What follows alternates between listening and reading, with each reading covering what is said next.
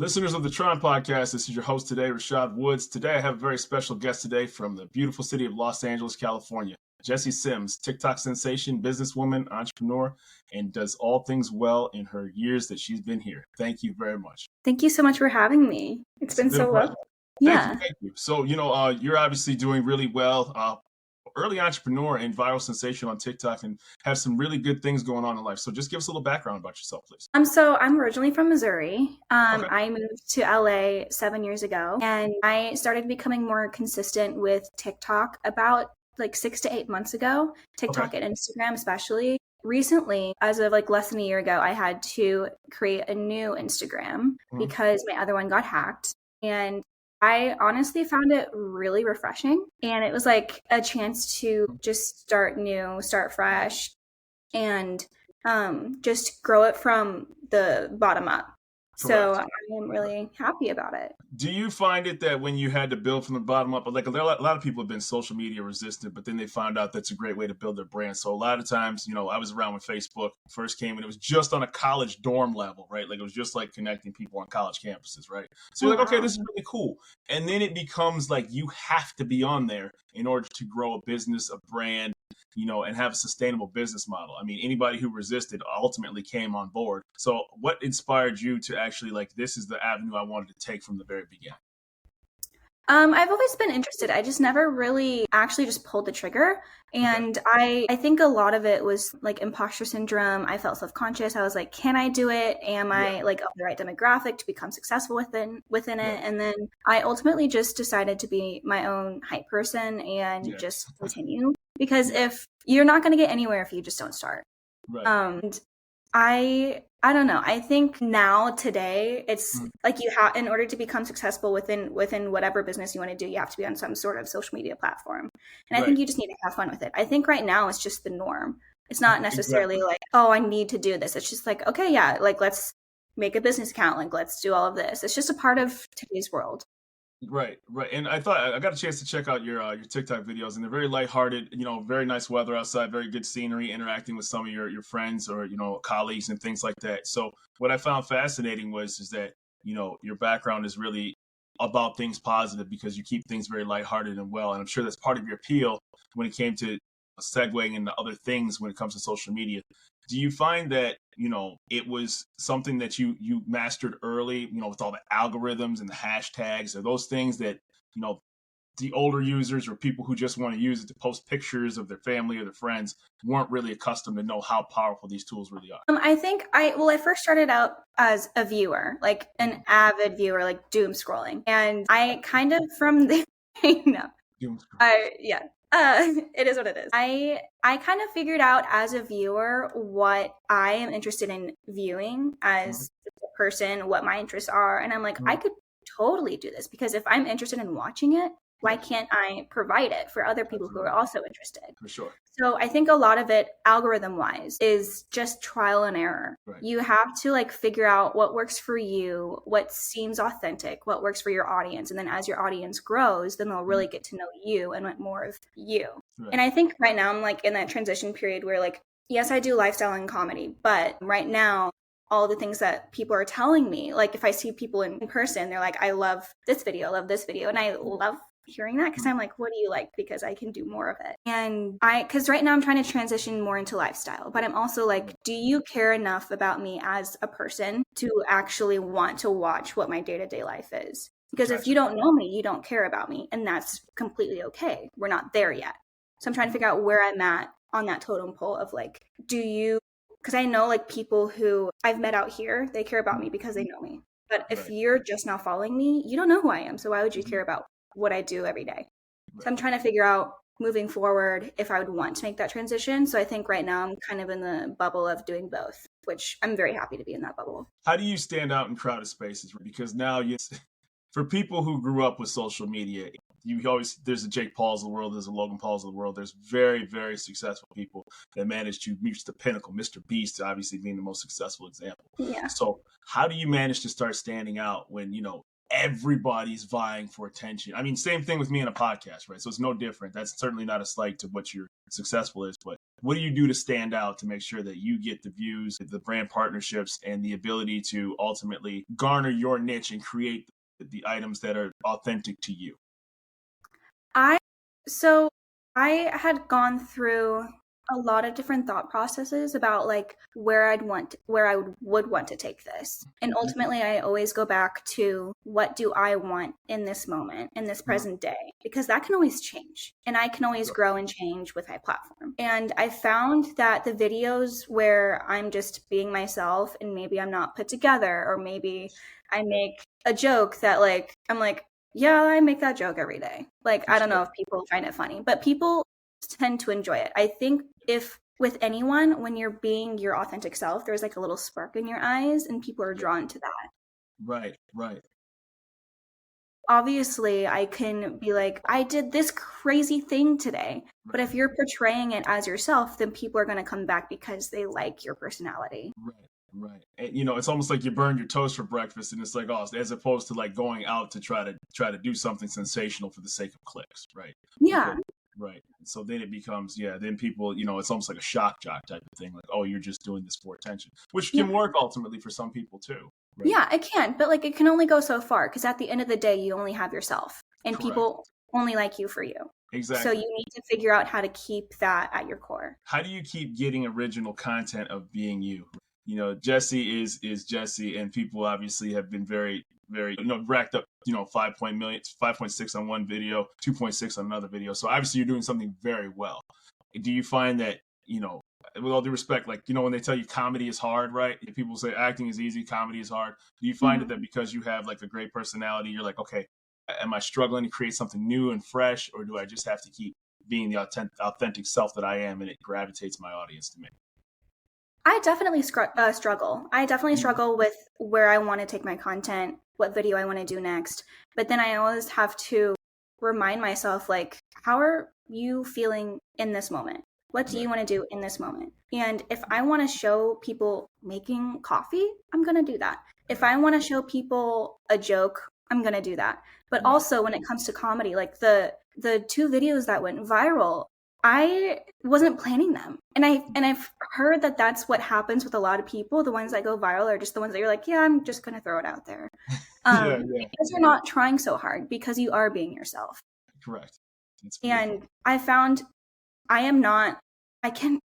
cannot be purposefully funny. Like, I cannot do stand up. I have no jokes. I found it's reactionary funny, right? Like where you're just like people love my reactions. Yeah. The funny things I say, they're intrusive thoughts. I can't keep them in. Yeah. And I've just been lucky enough that people enjoy them. Yeah. So I think a lot of it is just being present and not, obviously you need a plan because it is your business. You need to figure out where you want to take it moving forward. But I think ultimately you need to stay present and then throw it out there. Because if people don't like it, people don't like it. It's out there. Right. But what if people do like it? Exactly. And how do you strive toward, take me through the day of an influencer, right? So like, do you have to always, whenever you go out, have to be prepared to be like ready to film something, have like the stick, be dressed up or well groomed and prepared, as opposed to like, listen, I just need to go to the gym. Like, you know what I mean? Like, so is there ever a moment where you can, because I'm not an influencer, right? And, like, do you ever have to say, okay, this is not the day that I'm going to do anything? Or does it just happen where, oh, this is perfect because this moment means something and this is going to go well to the brand and to the audience? How do you, what's the thin line between, hey, I'm just going to go get out a bite to eat? I think it depends on like what events I have planned for that day or that week, what friends I'm going to see, or if I'm just going to the gym, I'm just going grocery shopping, or I'm just going to grab a bite to eat alone. Then I won't be as like physically prepared as I would going to an event, going to get drinks or dinner with a friend. But also like I have allowed myself to feel comfortable posting videos without makeup, without being dressed up, being how I am. And that took a long time to get there because I was always like, oh, I'm not wearing makeup. I don't look good. I don't feel good. I don't want people to see me like this. But that's who you are. Exactly. People are going to enjoy who you are. So if you're not wearing makeup and you want to post a video, post the video. For sure. If it doesn't do well, it doesn't do well. But it's, it's funny too, because so many people, like, it's like, not everybody is 6'4" and looks like, has the washboard abs and is bodily perfect, right? There's something to be said about the imperfect, right? Yeah, I think it's so beautiful. Everybody wakes up with crud in their eyes. Everybody has stank breath when they wake up. You know what I mean? Like, it's not mutually exclusive to a certain group of people. Like, that's just how people are, right? Yeah. So that means a lot when it comes to showing people like, hey, listen, just because you see me in this form doesn't mean that I don't have pajamas and eating a bag of chips and watching TV. Right? Yeah. And if anything, like, I wanted to be dressed up for the longest time and be done physically for the longest time in order to do these videos. But I've had a lot of conversations with myself, and I'm like, I want people to know the real me. Right. And if this is the real me in this moment, then I need to portray that if I'm up to portraying that in that moment. I always give myself the grace to like not post or not film if I don't want to. Oh, that's good. Do you have a team? Is it just you, or have you grown and started getting a team where people are filming you, photographer, videographer, anything like that? I am in the process of creating a team. I currently have a publicist.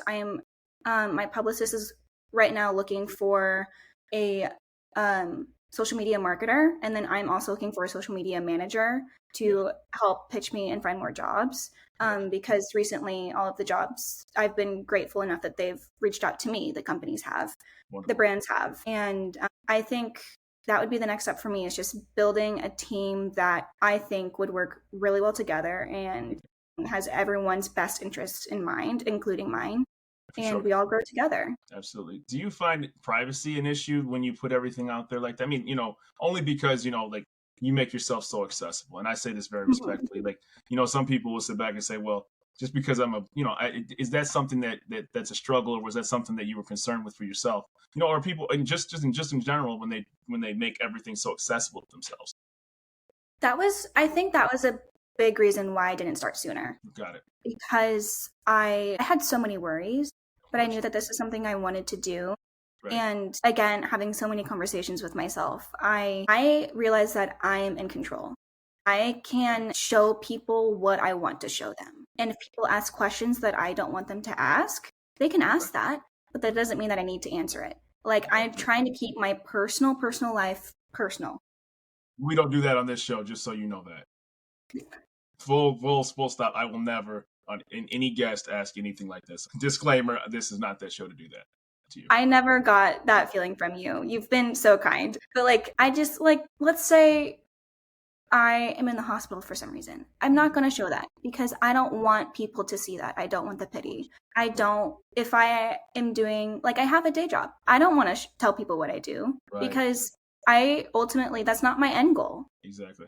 My end goal is content. So I try to keep my personal life separate for me. And then I portray some personal, like, I give them personal thoughts. Yeah, that's different. See, that's different. Morning routine. Like, and I think that's enough to fill everyone's cup, including mine. I think too, because people, like, honestly kind of just need a pep up or something positive coming in their life. It's not like, I mean, there's a thin line between this is the pep up talk for the day, this is the great coffee shop that we're visiting, this is the great beach that we visited, versus people pouring their soul, like this is the confessional couch, so to speak. Right? Like, and I always want to be present. So, like, let's say I'm doing a fun activity or I'm going to dinner. I never go in there with the intention of what I'm going to film, unless I'm with my creator friends. Then we're like, oh, this would be so fun to create together. I'm always present. And if something pops in my mind, I'm like, do I want to film this right now? Or can I do this at another dinner with my creator friends? I always want to be present for myself with whoever I'm with, because I've noticed with a lot of more established creators, they kind of get to this point where their day-to-day life is their business. Yes. So they're always in that business mindset of like, oh, I should film myself making lunch. Right. But I want to give myself the grace to be present for myself. Right. Yeah. It's because there's, I have kids and they watched, videos of families who have kids. And then there's a guy named like Sean Duras, and he's like in Utah. I don't know if you ever heard of that family. Well, basically, I haven't. I'm better faces.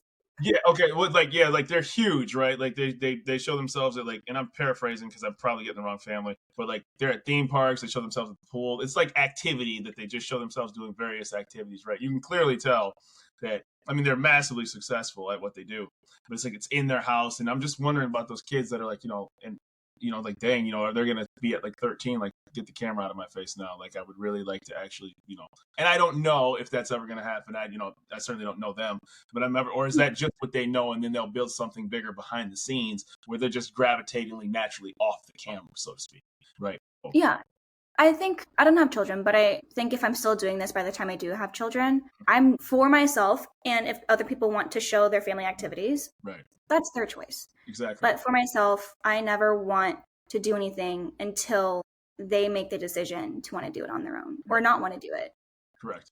Yeah. So I think with that, I think that also kind of goes into being present during certain activities, during certain moments for myself, because as I get older, if I start to have a family, I want to have those moments for my family. Absolutely. Right. And right, because there are respectful moments that just need to be shared with the inner circle. So, that are respectful for that. So, like, when you're racking up these views and, you do have people that reach out to you, and I'm certainly not going to ask who does, like, what's the pitch in general? Like, how do you discern from a scam? Right. Because everybody's posted a video and then, it's been like, okay, this is great. And then you look it up and it's a non-existent company. You're like, this doesn't seem right. So, do you have a good vetting process to make sure that obviously whoever you're talking to can be legitimate? A lot of it personally feel like I have a really good intuition. Mm-hmm. So if someone reaches out to me and I'm unsure, but I'm interested in knowing more, I'll obviously get more information, but I'm never going to be like yes or no. Absolutely. If I think it's a scam, I'm not going to answer it. As for like emails, because I get a lot of emails from brands that want to work with me, you have to look at the email. If it's not like an official email address, then it's a scam. And I think a lot of it too is like I also have creator friends, and I talk to them about like if I'm unsure about a certain possible brand deal or certain creator or certain brand reaching out, I'd be like, hey, what are your thoughts on this? Absolutely. And I think a lot of it is just a conversation. I think it's good to also have someone like an outsider's perspective, for sure, who is also in the business as well. I think it's crazy that, like, I don't consider myself too old, but the generational difference, and I say this respectfully, is like, some generations only know social media. That's the only thing. Like, it's crazy to me, right? That's so crazy. It's like literally, like, right. So like I was around, knock on wood, when YouTube first came out in 2005, right? And like, it was just like a cute little thing, like, oh, cool, I can watch like a clip from my favorite show. And they got sued all the time because they copyright laws and all that other stuff. Mm-hmm. But then, even when like Napster came out, right, you're like, oh my gosh, you can actually like burn CDs and get like your favorite song out there. And before it became like the norm to have digital music, there was a big like legal problem with all of this stuff going across platforms that like, shattered the whole industry norms. But like, for people who only know social media, it's not even like a negative thing, right? Like, but for people who have to kind of get dragged along from the the yellow pages era, it's crazy. Yeah, it's a big transition. I'm 25, so I'm on like the later end of that transition, and I also grew up in such a small town, and I grew up like in the woods, in an apple orchard. So like I didn't have service growing up. Oh wow. Which I'm very grateful for. I really enjoyed it. I had time to be a kid and be creative in my own mind. Yeah. And I didn't get into social media until I was 15. And I was like even late to it. Yeah. Because all of my friends had it. I didn't have it. So I think a lot of it, like, it's so strange to me that this generation just grows up with social media. I mean, oh my goodness, it's man. It's so like, interesting. Right. It's nuts, right? I mean, like, it's all they know. That's it, right? And it's like even something so simple. Like, listen, I remember what a Blockbuster was like. Okay, so I mean, like, when you had actually a movie, right? And if it wasn't in stock, then that's just all she wrote. It wasn't on demand. If a movie came to a theater, it took a year to 16 months for it to come on tape, right? Tape, not DVD. Tape. I remember when Redbox was huge, where you could rent movies. That was like the new big thing. Mm-hmm. And yeah, exactly. And now, it used to be right outside a drugstore or a grocery store. Yeah, it's nuts, man. And now we're talking over this, right? We have an opportunity to talk over a platform like this, or and I'm sure you've talked to people, different time zones, different countries, all these other things. and you'd be able to grow your brand and go viral and do the things that you've done because of the positive aspects of social media, the great things you can do. Something that you're looking for instantly to make you happy, or find a business partner, or anything that can involve growing Jessi Sims' business can be done in a very short amount of time when it comes to making that melt moment or that magic happen for you. Yeah, of course. Social media can be negative. I think allowing yourself to be present, be authentic, a lot of positive can come out of it. Absolutely. As for like hate comments, I think a lot of it has to do with like your own mental ability to look past it, because they're pretty scary. They're pretty bad. But I think as I've gotten a little bit older, I've matured and grown, being around social media for quite some time, it doesn't really affect me anymore. If anything, I find it very funny. Really, it's like for me, and I think one of the reasons we're having a good conversation, because we come from the same, pure place. It's like, listen, man, there's lots of places you can find things that'll make you mad or go down a dark path. And, for all intents and purposes, you got one life to live. So I like to stick to things that make me happy and bring me joy, or at least like don't upset me, because like I'm not, how some people hate watch stuff, right? Like I have to stick to something that I hate because I can't take my eyes off of it. Meanwhile, the person that you hate watching is like, thank you for the views and everything like that. Right. So like they're not really losing when you actually like put it into perspective, right? Yeah, that's why a lot of people, it's called like rage baiting. That's why a lot of people do that. Because they get a lot of views, they get a lot of views, which I understand. It's a process. Like, I get it. I'm not upset. Exactly. There's a reason why people like in, WWE or wrestling or what it's called, they have the heel. There's a reason why there's the heel in sports, right? Because the person's like, okay, well, like I'll wear the black hat, so to speak. And Floyd Mayweather said it best: people pay to watch me lose, right? That's how he, and he never did, but he mastered that domain, right, so to speak. Yeah. And so it takes a lot of confidence. It really does. It does. And I admire that about them. I don't think I personally, as of now, would be able to do that. Yeah. But it is admirable. It is, because it really it takes a special skill set and a special person to be completely confident and let everything bounce off of them to where they're not going to take it personal, right? And they understand that it's part of the game. And then you see the Jake Pauls and Logan Pauls of the world where they're like, you're still paying attention to me, and that's all that really matters. And to this day, they're still super successful. Of course. Madly successful. Of course. But to your point, when it comes to authenticity, that's who they are. And that's not, if Jessi Sims was to try to pivot in that direction, it wouldn't be authentic to your audience and the brands that have partnered with you, because everybody would sit back and say, well, with all due respect, this person's just trying to make a quick buck, right? Yeah. And if like that's like the Pauls, like they're being authentic. Right. And if it gets like drastic different opinions, then so be it. They're being themselves and they're being successful while doing it. So I'm happy for them. That's not me. And that's okay. Right. People want to see me for me. And if I do anything like that, they're going to be like, who is this? Right. Right. I'm 100 episodes deep, and like, if I start, going on the podcast and say, you know what, I'm going to do this particular subset of content, people would, who know me would be whole way off the side like, dude, what are you doing? Right. I'm like, because that's like, that's just not who I am. And it's the same, set of guides that I kind of have worked in my respective lane. I like talking to interesting people like yourself, because I always like to find fascinating things, and particularly because there's a generational difference where I had a Facebook account. I still have a Facebook account, but I'm probably the worst social media person in the world, where like hashtags and all that other algorithm stuff, I'm just like, dude, that's too much, because I came into social media just connecting with college people and seeing family photos and reconnecting with people from high school or, et cetera, in the back. Whereas people of, your generation and younger are like, man, this is great to make a business out of, right? Yeah. So it's like everyone has a different intention when it comes to that. So if social media changes from your intention, it's going to be hard to transition with that. Correct.